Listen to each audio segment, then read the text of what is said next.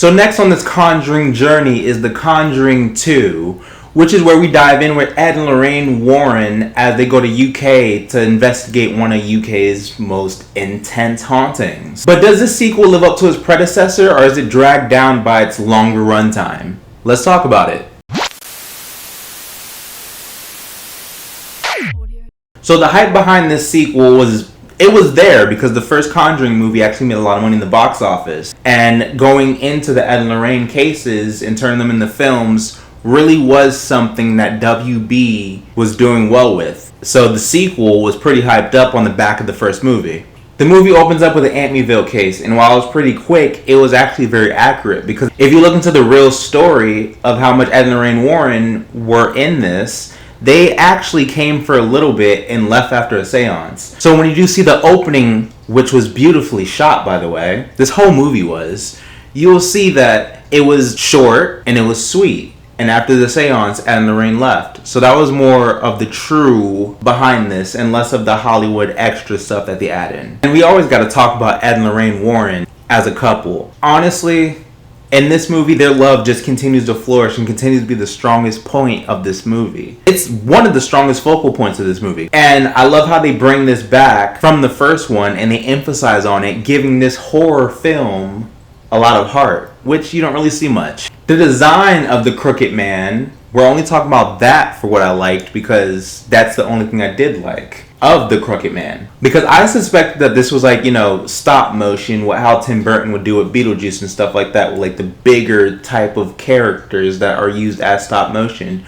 But no, this was an actor in a suit. They just slowed down the film and reversed it, so it did look creepy and eerie like that, which I actually should give props for because that was actually very well creative and very well put together, especially knowing that it was a real actor doing that. Shout out to Javier, by the way, because he's a very good actor with the stuff that he does and the characters that he plays. He's very tall too. I also really enjoyed the spirit of Bill and then the twist that came with it. You guys saw the movie. You guys should know how it all connects and how deeper it gets to. Anytime that we saw Bill on the screen, just something about an older, angrier man just seems extremely intimidating, and just knowing that it's a spirit that's very aggressive because, he just wants people out of his house. And then going back, if you really think about it, Bill Wilkins was actually a real person that died in that house. I guess they confirmed that because they had, I take it, one of his relatives on a talk show that talked about that he did have a relative that was named Bill Wilkins that actually died the same way that, the character died in the film. So that's just, food for thought. The more you know.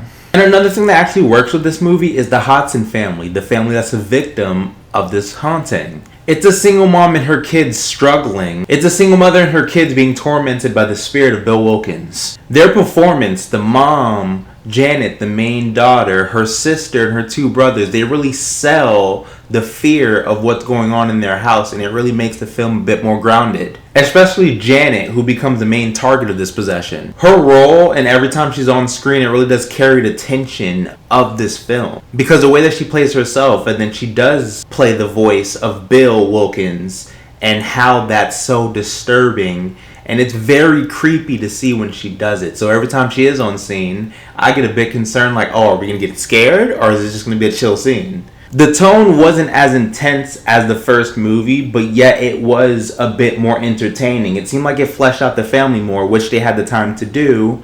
You got to learn more about the family, see the struggles about the mom, and really get more in touch with Ed and Lorraine Warren. And I actually liked that. But it did keep out a bit more intense scenes for that, which actually made the story just more crisp in my opinion. And the stuff that didn't work was the runtime. They had more to do with this because it's a hit or miss. It's like, okay, there was more to do with this. I like that, but they didn't do more with this. So it does end up dragging a bit. It does end up getting a bit slow.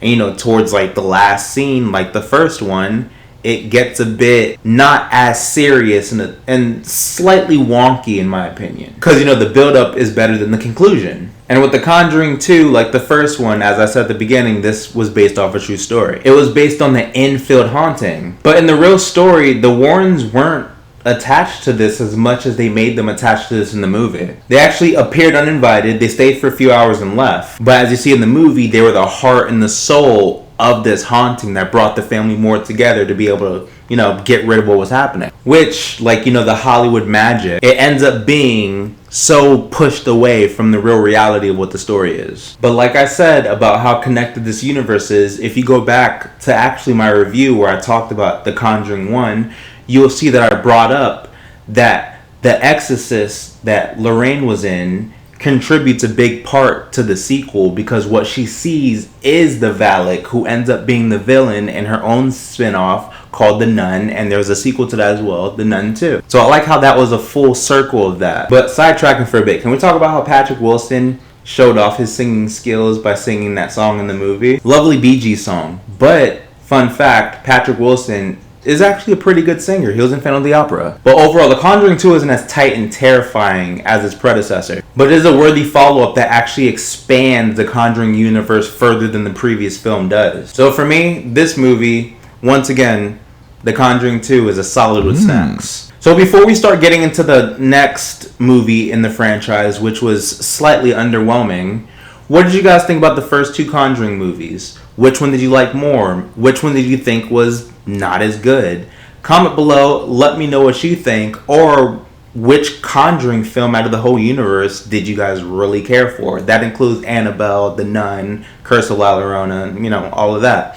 And are you guys excited for the fourth film coming out soon? So if you like my vibe, comment below, like and subscribe. And as always, I'm James Hancock, signing off.